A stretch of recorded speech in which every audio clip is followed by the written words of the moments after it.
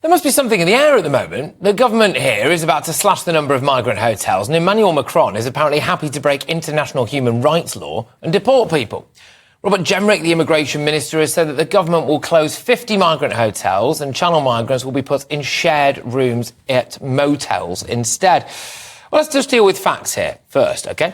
At the end of June 2023, there were 50,546 asylum seekers living in hotels in the UK. This is a 10% increase compared with the end of 2022, when there were 45,775 of them.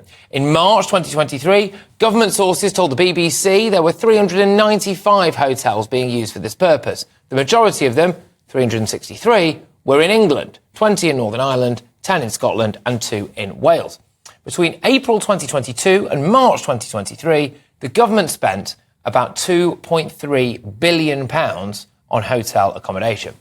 But now, as of today, channel migrant crossings are down 30%, believe it or not. So well done for getting the numbers down.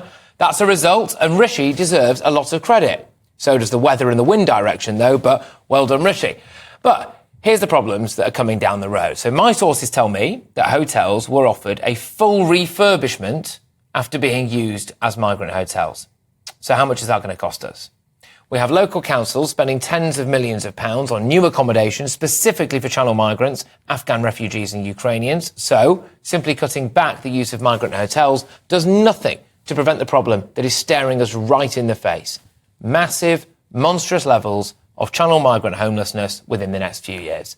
They will be granted asylum and then told that they've got 28 days or so to find accommodation. And we don't have anywhere for them, so they will end up on the streets. That is going to happen as it currently stands.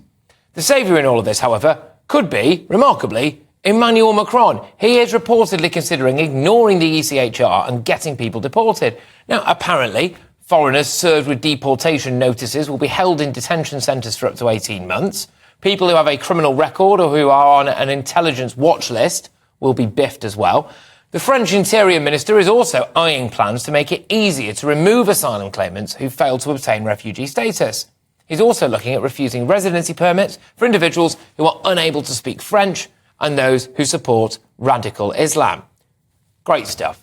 If France gets seriously tough on illegal immigration, then it deters people from coming to France, which deters them then from coming to Britain.